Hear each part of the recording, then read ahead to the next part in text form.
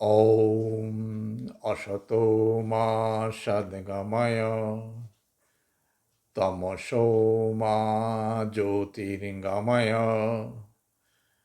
मृत्युर्मामृतङ्गमय ॐ शान्ति शान्ति शान्तिः.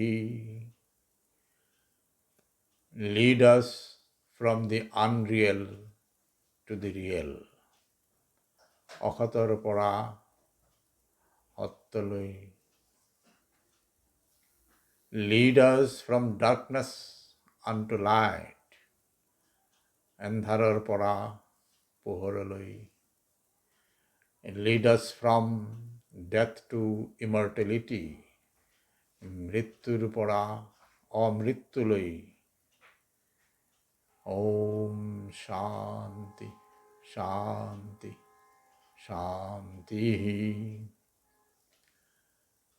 সকলোকে নমস্কাৰ. শাৰদীয় দুৰ্গোৎসৱৰ পুণ্যক্ষণত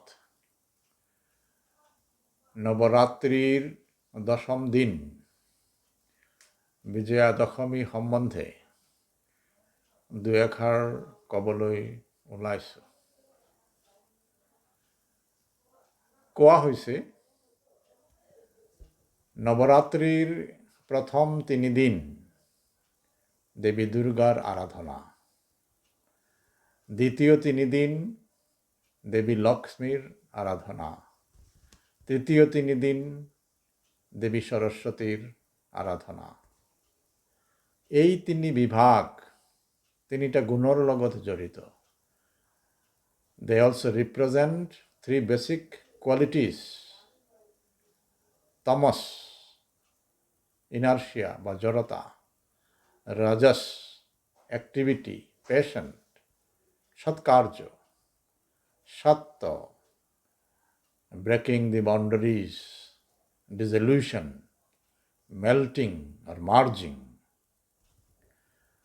অদ্বৈত বেদান্তর যে মূল কথা,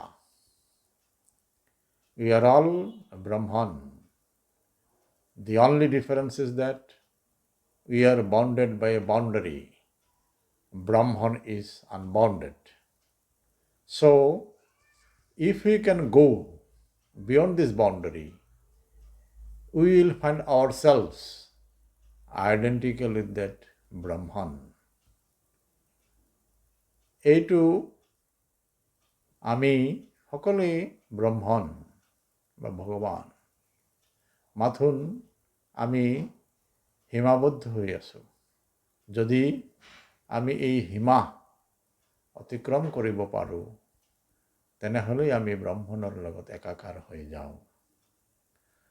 উদাহৰণ হিচাপে কোৱা হৈছে বৰফ আৰু পানী দুটাৰ দুটা বেলেগ ৰূপ.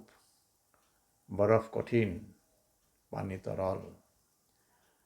কিন্তু বৰফ যেতিয়া গলি যায়, মেল্ট হয়, ডিজলিউশ্যন হয়, মাৰ্জিং হয় উইথ ৱাটাৰ, তেতিয়া বৰফ আৰু পানী একেই হৈ যায়. আকৌ কোৱা হৈছে এই তিনিটা বিভাগ সৌৰজগতৰ তিনিটা বডি বা দেহৰ লগত জড়িত. এক, আৰ্থ, পৃথিৱী, তমগুণ, তমস. দুই, সূৰ্য, চান, ৰজস বা ৰজগুণ. তিন, চন্দ্ৰ বা মুন, সত্যগুণ. Those who aspire for power, for strength, they will worship Kali, the mother. যিবিলাকে নেকি শক্তি আৰু ক্ষমতা বিচাৰে তেওঁলোকে পৃথিৱী. Those who aspire for material world, wealth, they will worship Lakshmi, the sun. তেওঁলোকে যিবিলাকে ধন সম্পদ আহৰণ কৰিব বিচাৰে তেওঁলোকে সূৰ্য বা লক্ষ্মীৰ আৰাধনা কৰিব. Those who aspire for knowledge, limitation of mortal body, they will aspire for Satya. তেওঁলোকে worship কৰিব সত্য বা মুনক, যিবিলাক কি জ্ঞানৰ অন্বেষণ কৰিব বিচাৰে. এই নৱৰাত্ৰি আকৌ তিনিটা জীৱন চক্ৰৰ তিনিটা বিন্দুৰ লগত জড়িত। 3 basic chakras of life: tamas before birth to birth, rajas after birth, and sattva afterwards. সেইকাৰণে আমি দেৱী দুৰ্গাৰ আৰাধনাত মন্ত্ৰ উচ্চাৰণ কৰোঁ। ওম সর্বমঙ্গল মঙ্গলে শিবে সর্বার্থ সাধিকে शरण्ये त्र्यंबके गौरी नारायणी नमस्तुते। नारायणी, तुम सब प्रकार का मंगल प्रदान करने वाली मंगलमयी हो, कल्याणदायिनी शिवा हो, सब पुरुषार्थ के सिद्ध करने वाली शरणागत वत्सला तीन नेत्र वाली एवं गौरी हो, तुम्हें नमस्कार है। जयंती मंगलकाली भद्रकाली कपालिनी दुर्गा क्षमा शिवाधात्री साहा सदा नमस्तुते। महिषासुर निर्नाशी भक्तानां सुखदे नमः। रूपं देहि जयं देहि जशो देहि दिशो जहि। रूपं देहि आत्मस्वरूप का ज्ञान, जयं देहि मोह पर विजय, जशो देहि मोह विजय तथा ज्ञान प्राप्ति रूप जश, दिशो जही काम क्रोध आदि शत्रु का नाश करे। मन करिबलगिया नवरात्रि प्रति माहते आহে। অমাৱস্যাৰ পিছৰ পৰা 9 দিন। বিজয়া দশমী, নৱৰাত্ৰিৰ পিছত আহে বিজয়া দশমী। আহিন মাহৰ শুক্লা দশমী তাৰকাৰ উদয় কালত বিজয় নামৰ মুহূৰ্ত থাকে আৰু সেই মুহূৰ্তটো সকলো কাৰ্যৰ সিদ্ধিপ্ৰদ হয়। সেইকাৰণে বিজয়া দশমী বিজয় প্ৰাপ্তিৰ বাবে শক্তি পূজাৰ দিন। বিজয়া দশমী যিকোনো শুভ সাত্বিক আৰু ৰাষ্ট্ৰীয় গৌৰৱৰ কাম আৰম্ভ কৰাৰ সৰ্বোত্তম দিন। বিজয়া দশমী আসুৰী শক্তিৰ ওপৰত দৈবী শক্তিৰ বিজয়ৰ দিন। কেইটামান জীৱন্ত উদাহৰণ। সত্যযুগত ভগৱতী দুৰ্গাৰ ৰূপত দেৱী শক্তিয়ে মহিষাসুৰ ৰূপী অসুৰক দমন কৰিছিল।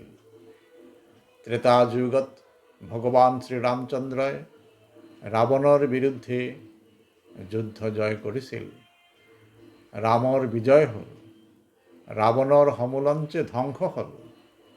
সত্যই অসত্যক পৰাভূত কৰিলে, ধৰ্মই অধৰ্মক ধূলিসাৎ কৰিলে, ন্যায়ে অন্যায়ক ধৰাশায়ী কৰিলে।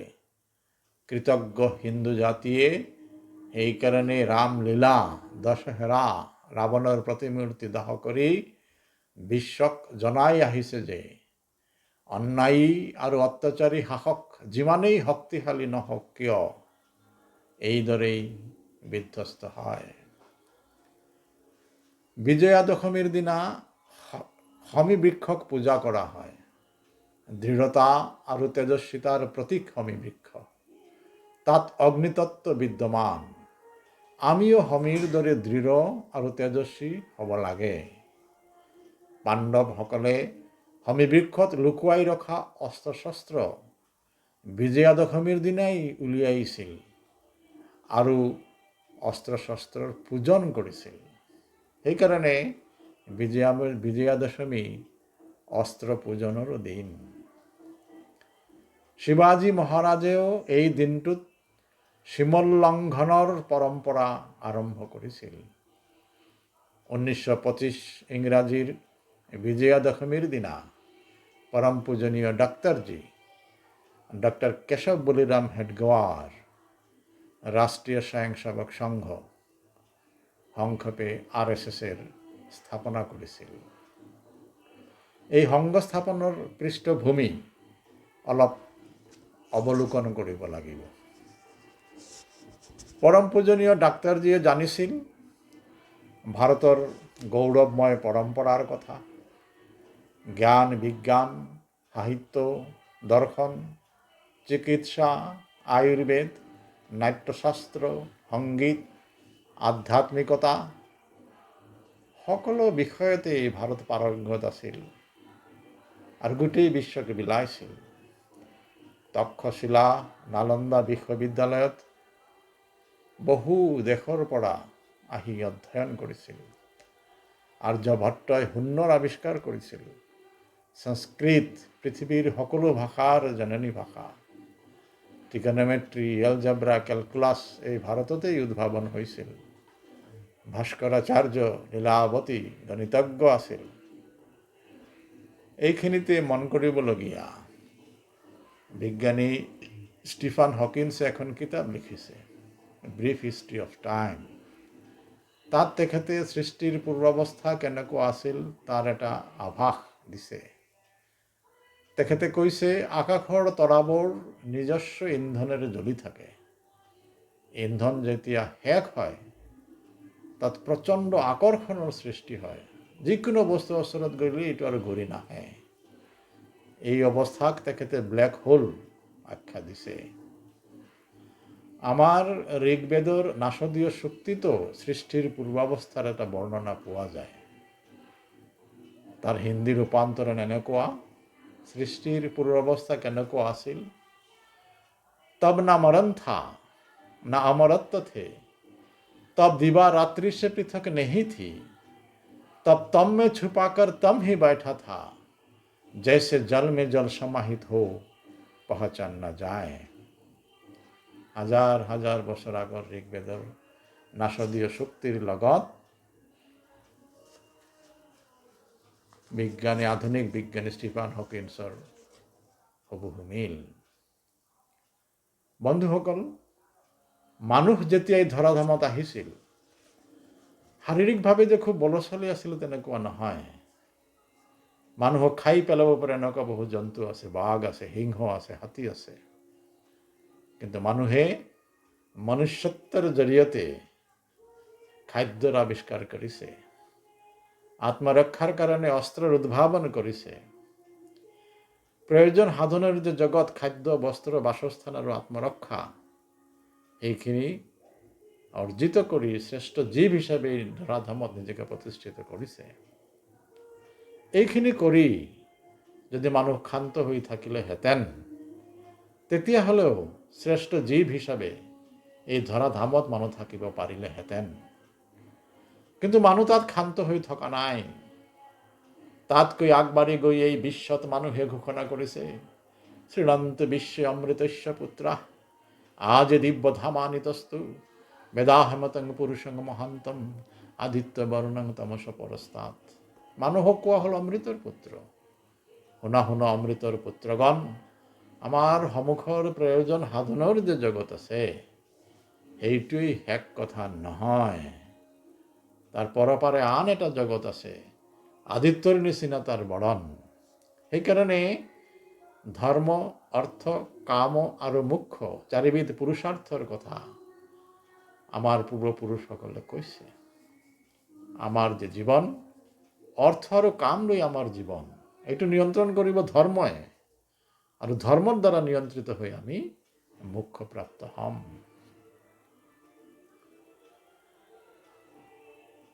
মানুহ পৰম যি লক্ষ্য, শান্তি আৰু আনন্দ প্ৰাপ্তিৰ একমাত্ৰ পথ ভাৰতেই দিছিল। কিন্তু এই ভাৰতৰ পতন হৈছিল। এই পতনৰ কাৰণবোৰ ডাক্তাৰজীয়ে বিশ্লেষণ কৰিছে। মহাভাৰতোত্তৰ সময়ত দীৰ্ঘ সময় ভাৰত শান্তিত আছিল।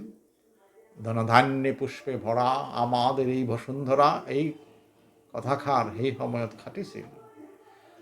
দীৰ্ঘদিন শান্তিত থাকিলে এটা জাতি এলেহুৱা হয়। কোনো ধৰণৰ প্ৰত্যাহ্বান সন্মুখীন নহ'লে জাতি পৰাক্ৰমৰ অভ্যাসৰ পৰা বিৰত থাকে। এলেহুৱাৰ মনত দুৰ্বলতাৰ জন্ম হয়। ভাৰতৰ ক্ষেত্ৰত তেনেকুৱা হৈছিল। আত্মবিস্মৃত সমাজ, গৌৰৱশালী অতীতৰ বিস্মৰণ পাহৰি যোৱা, ৰাষ্ট্ৰীয় একাত্মতা, সামাজিক একৰসতাৰ আধাৰ পাহৰি যোৱা, ভাৰতৰ ৰজাবিলাকৰ মাজত পাৰস্পৰিক ঈৰ্ষা, দেশ, যুদ্ধলিপ্ততা, বহিঃশত্ৰুৱে যেতিয়া আক্ৰমণ কৰিলে আমি একত্ৰভাৱে বিৰোধ কৰিব নোৱাৰিলোঁ। সাহিত্যৰথী লক্ষ্মীনাথ বেজবৰুৱাই ভাৰতবৰ্ষৰ বুৰঞ্জী প্ৰবন্ধত লিখিছে, সেই কালত ভাৰতবৰ্ষ পৃথিৱীৰ সকলো দেশতকৈ ধনী দেশ আছিল।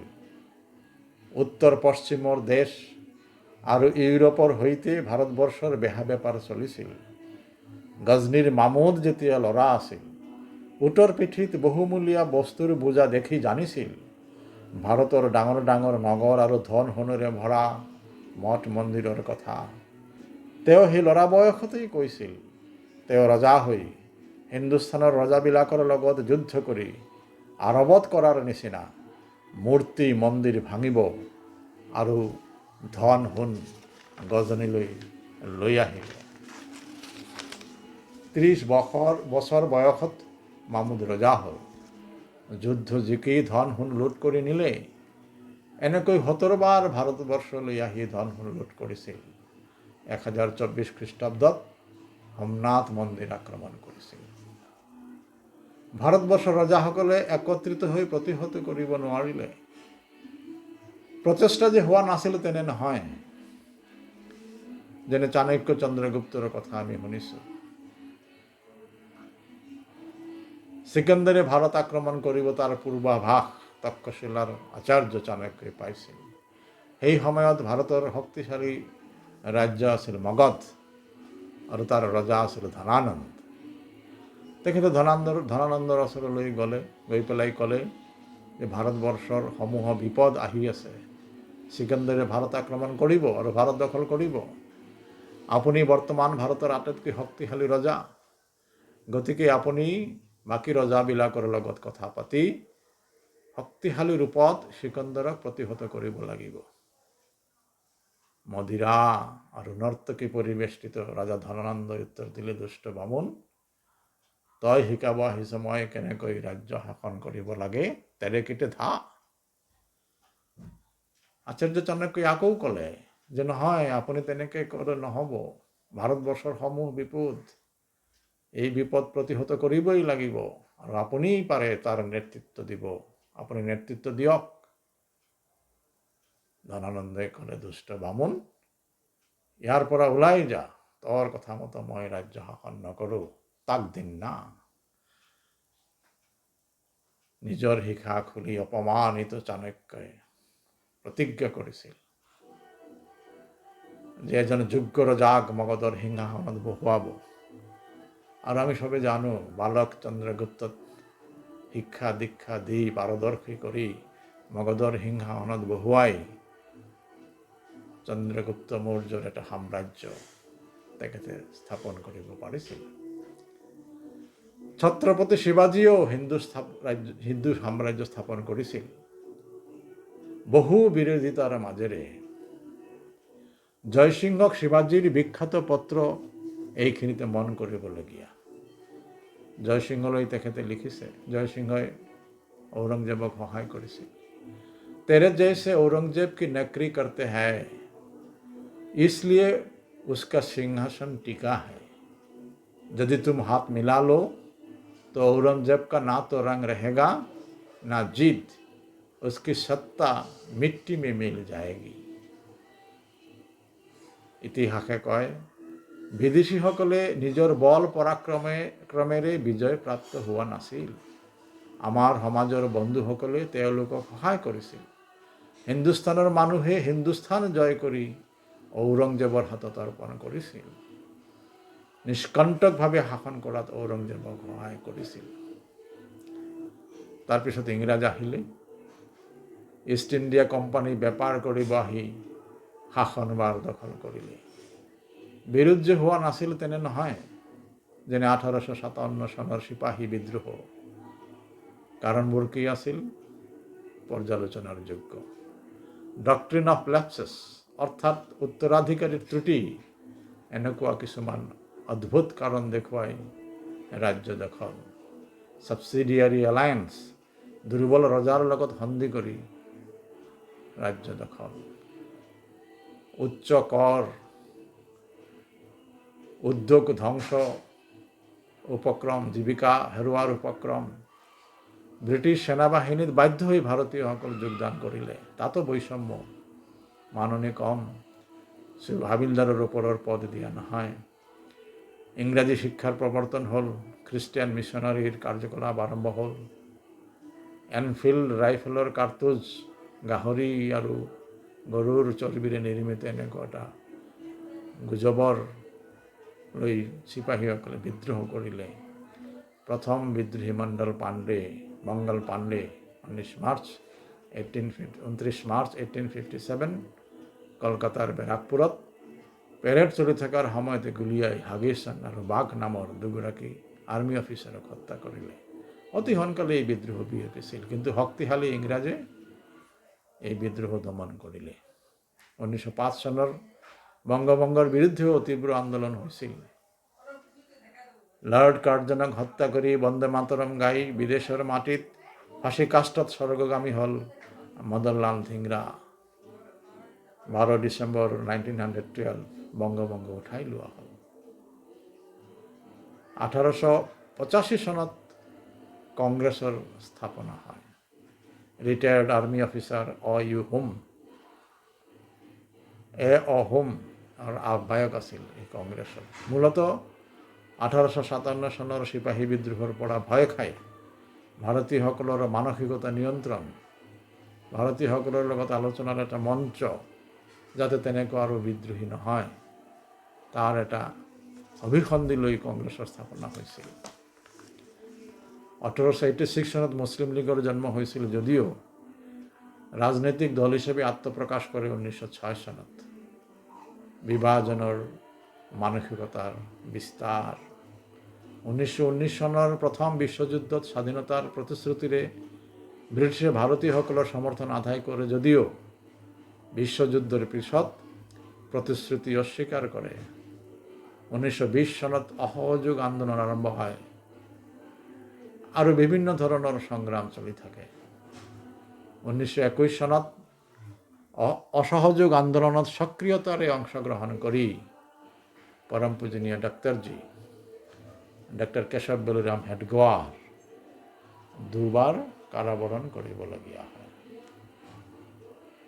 ডাক্তৰজী সৰুকালৰে পৰাই দেশভক্ত। বিদ্যালয়ত পঢ়ি থাকোঁতে স্কুল পৰিদৰ্শক যেতিয়া ব্ৰিটিছ আহিছিল বিদ্যালয়লৈ বন্দে মাতৰম ধ্বনি দি,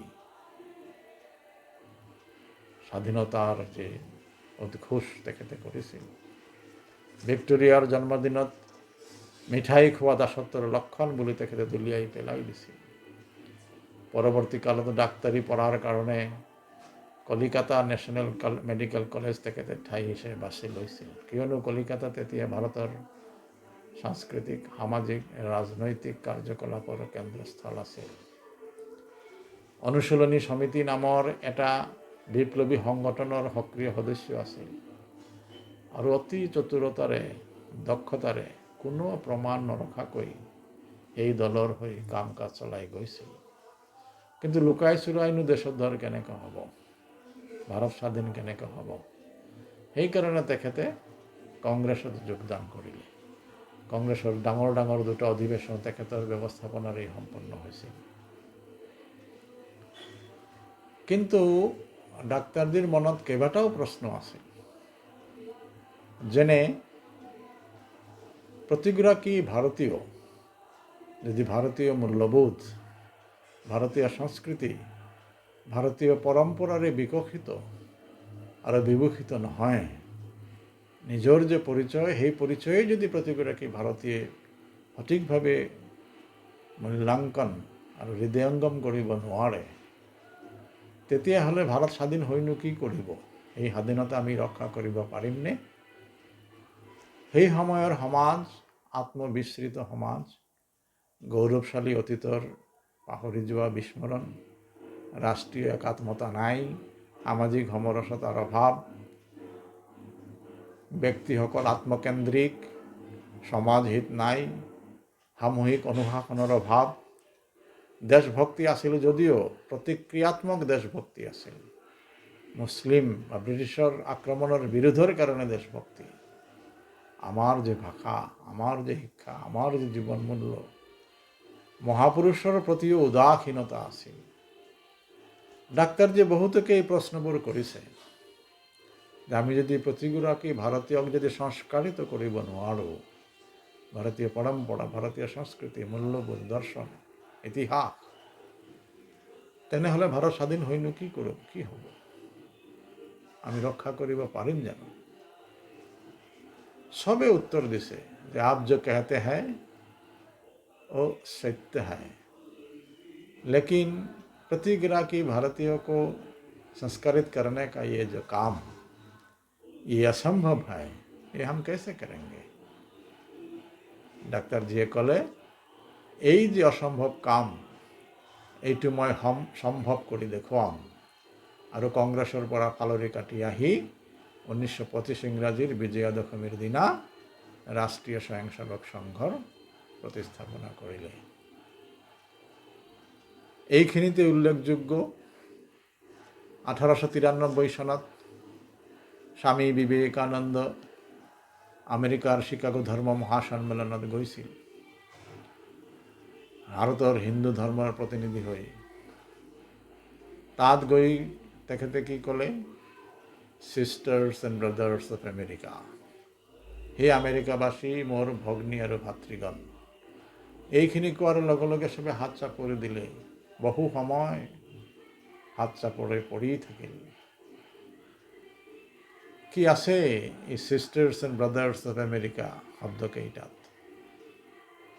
আমাৰ গীতাত ভগৱান শ্ৰীকৃষ্ণই কৈছে, নবৈৰ সৰ্বভূতানাং, আমাৰ মাজত যাতে কোনো ধৰণৰ বৈৰী ভাৱ নাথাকে। সৰ্বভূত হিতে ৰতাহা, আমি যাতে পৰস্পৰৰ হিতৰ কাৰণে সদায় ব্যস্ত থাকোঁ। অদ্বেষ্ট সৰ্বভূতানাং মৈত্ৰ কৰুণা এবচ নিৰ্মম নিৰহংকাৰ, আমাৰ মাঝে যাতে কোনো ধৰনেৰ দেশ না থাকে, আমি যাতে নিজকে খুব বেশি মৰম নকৰোঁ, আমার যাতে অহংকার নহয়।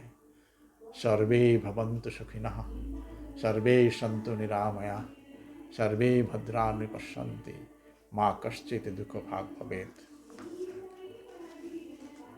গোটেই পাশ্চাত্য জয় কৰি আহি ভাৰতবৰ্ষৰ মাটিত যেতিয়া তেখেতে পদাৰ্পণ কৰিলে, তেখেতে কি ক'লে? হে ভাৰত, এই পৰানুবাদ, পৰানুকৰণ, পরমুখাপেক্ষা এই দাসসুলভ দুর্বলতা, এই ঘৃণিত জঘন্য নিষ্ঠুরতা, এইমাত্র সম্বলে তুমি উচ্চাধিকার লাভ করিবে? হে ভারত, ভুলিও না তোমার নারী জাতির আদর্শ, সীতা, সাবিত্রী, দময়ন্তী।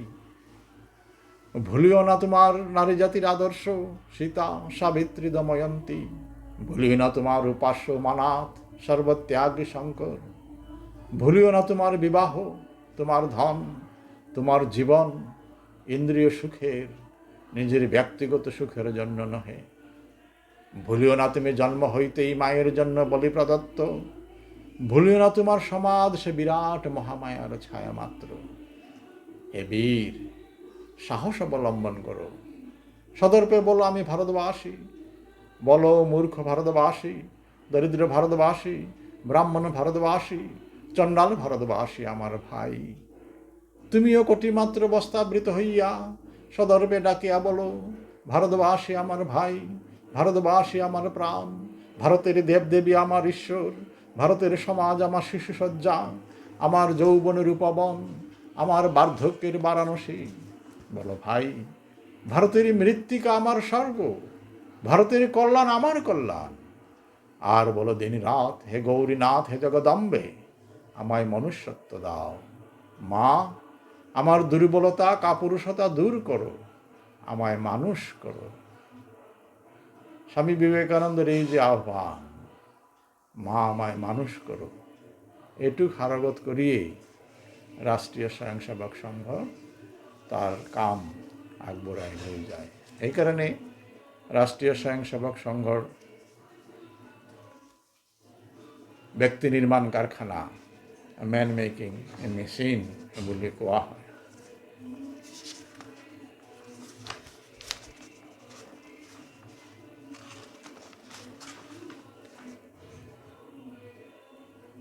বৰ্তমান স্থিতি অলপ সন্তোষজনক হ'লেও সন্তুষ্টিৰ অৱকাশ নাই। বন্ধুসকল, আমাৰ শাস্ত্ৰত 6বিধ আততায়ী বা শত্ৰুৰ কথা কোৱা হৈছে। 1. যি ঘৰত জুই দিয়ে। 2. যি বিষ দিয়ে। 3. চোৰ ডকাইত। 4. যি অস্ত্ৰৰ দ্বাৰা আঘাত কৰে। 5. যি জমি দখল কৰে। 6. মহিলা অপহৰণ কৰে। জুই দিয়া ইতিহাস সাক্ষী, মঠ মন্দিৰ ধ্বংস হৈছিল। নালন্দা তক্ষশিলা বিশ্ববিদ্যালয়ৰ কিতাপ আদি জ্বলাই দিয়া হৈছিল। 6 মাহ ধৰি সেই জুই জ্বলি আছিল, এনেকুৱা কোৱা হয়। বিষ দিয়া, পয়জন, মেকলে প্ৰৱৰ্তিত শিক্ষা ব্যৱস্থা, আমাৰ যে ভাৰতীয় শিক্ষা ব্যৱস্থাক ধ্বংস কৰি পেলালে। আমাৰ সব বেয়া, ৰামায়ণ মহাভাৰত কল্পকাহিনী এনেকুৱা বুজোৱা হ'ল। আমি ভাৰতীয় হৈও চাহেব হ'লোঁ। খ্ৰীষ্টানসকলৰ দ্বাৰা ধৰ্মান্তৰণ চলি থাকিল। এইখিনিতে বকৰ এটা কাহিনী উল্লেখযোগ্য। এক বুঢ়া বক ভালদৰে মাছ বা খাদ্য স্বীকাৰ কৰিব নোৱাৰে। একদম মনমৰা হৈ যেন অতি দুখ অতি কষ্ট সহ্য কৰি আছে। তাৰ শোকাকুল চেহাৰা চাই ঝিলৰ মাছবোৰে ভাবিলে, বক মহাশয়ে খোৱা বোৱা বাদ দি ইমান দুখিত মনেৰে আছে কিয় বাৰু? কেইটামান মাছ কেঁকোৰা আদি আহি সুধিলে, বক মহাশয় আপুনি খোৱা বোৱা এৰি ইমান দুখিতভাৱে বহি আছে কিয়? বকে ক'লে, দুশ্চিন্তা আৰু অদূৰ ভৱিষ্যতত হ'বলগীয়া ভয়ানক পৰিণামৰ কথা ভাবি ভাবি মই খোৱা এৰিছোঁ, টোপনি নোহোৱা হৈছে। হয় নেকি? অদূৰ ভৱিষ্যতত কি ভয়ানক পৰিণাম হ'ব বাৰু? কেইদিনমান পিছত এই ঝিলৰ পানী বিষাক্ত হৈ যাব আৰু ইয়াত থকা সকলো প্ৰাণীৰ মৃত্যু হ'ব। এই শোকত মই খোৱা এৰিছোঁ, মোৰ টোপনি নোহোৱা হৈছে। ঝিলৰ মাছ আদি প্ৰাণীবোৰে ভয় খালে, আতংকিত হ'ল। আমাৰ কি হ'ব? আমাৰ কি হ'ব? উপায় এটাতো নহয় এটা থাকিব লাগিব নহয়। বকে ক'লে, উপায় এটা আছে। ওচৰত আন এটা ঝিল আছে, তাৰ পানী ভাল আৰু বিষাক্ত নহয়। তোমালোকে যদি বিচৰা মই তোমালোকক সেই ঝিলত লৈ যাব পাৰোঁ। আতংকিত মাছ আদিবোৰে মান্তি হ'ল আৰু বকে তাৰ খাদ্য বিচাৰি পালে উদ্ধাৰৰ নামত খাই থাকিলে। এবাৰ কেঁকোৰা এটা আহি বকৰ পিঠিত উঠি ক'লে, বক মহাশয় আজি মোক উদ্ধাৰ কৰক। বকে ক'লে, ঠিক আছে বুলি কৈ কেঁকোৰাৰ পিঠিত ল'লে। বাটত কেঁকোৰাই সুধিলে, মাছ আৰু কিমান দূৰ যাব লাগিব? সেই মাছবোৰ কেনে আছে? ভালে আছেনে? তেওঁলোকৰ লগত মিলিবৰ বৰ মন গৈছে। ইমান দিনে মাছ খাই খাই বকৰ বেপৰোৱা ভাৱ আৰু অভাৰ কনফিডেন্স যাক কয় সেইটো আহি গৈছিল। সি ভাবিলে, আচল কথাটো কৈয়ে দিওঁ, কেঁকোৰাটো আৰু পলাই যাব নোৱাৰে, তাকতো মই খামেই। বকে ক'লে, ভাই কেঁকোৰা, মই কোৱা কথাবোৰ চব মিছা। চব মাছ মই নিজে খাইছোঁ, তোমাকো মই খাম। কেঁকোৰা দেখিলে যে সৰ্বনাশ, কাল বিলম্ব নকৰি বকৰ ডিঙি চেপি ধৰিলে আৰু বকৰ মৃত্যু হ'ল। এনেকুৱা মেকলে প্ৰৱৰ্তিত শিক্ষাই আমাক দুৰ্বল কৰিছে। চোৰ ডকাইতি, আমাৰ দেশৰ পৰা ধন সোণ কিতাপ আদি সব চোৰ ডকাইত কৰি লৈ যোৱা হৈছিল, ইতিহাস সাক্ষী। অস্ত্ৰৰ দ্বাৰা আক্ৰমণ, বিদেশী আক্ৰমণ তথা স্বাধীনতাৰ সময়ত হিন্দু হত্যা, যেনে গ্ৰেট কেলকাটা কিলিং, আমি চবে জানো। জমিনসকল ভাৰত মাতাক দ্বিখণ্ডিত কৰিলে, লেণ্ড জেহাদ এতিয়াও চলি আছে। মহিলা অপহৰণ, লাভ জিহাদ আদিৰ ঘটনা এতিয়াও চলি আছে। বন্ধুসকল, শেষত স্বামী বিবেকানন্দৰ এটা সাৱধানবাণী মই ক'ব বিচাৰোঁ। সেক্টেৰিয়ানিজম, সেক্ট বা গ্রুপ অর্থাৎ সাম্প্রদায়িকতা, and bigotry, prejudiced and intolerant person, অসহিষ্ণু ব্যক্তি, অ্যান্ড ইটস হরিবল ডিসেন্ডেন্টস, আর ইয়ার ভয়ানক উত্তৰসূৰী, দেয়াৰ ফেনাটিসিজম, তেওঁলোকৰ পাগলপন, have long possessed this beautiful earth, দীৰ্ঘদিন এই সুন্দৰ ধৰাক অধিকাৰ কৰি আছে। They have filled this earth with violence, drenched it often with human blood, destroyed civilization. Had it not been for these horrible demons, যদি এই ভয়ানক অসুৰবোৰ নাথাকিলেহেঁতেন, human society would be far more advanced than it is now. আহক শাৰদীয় দুৰ্গোৎসৱৰ এই পুণ্যক্ষণত আমি সংকল্পবদ্ধ হওঁ আৰু ভাৰত মাতাক পৰম বৈভৱৰ পথত আগবাঢ়ি যোৱাত নিজৰ অৰিহণা আগবঢ়াওঁ। নমস্কাৰ। সকলোকে শাৰদ শুভেচ্ছা জনাই মংগল কামনা কৰি মোৰ দুআষাৰ শেষ কৰিলোঁ। ভাৰত মাতা কি জয়। নমস্কাৰ।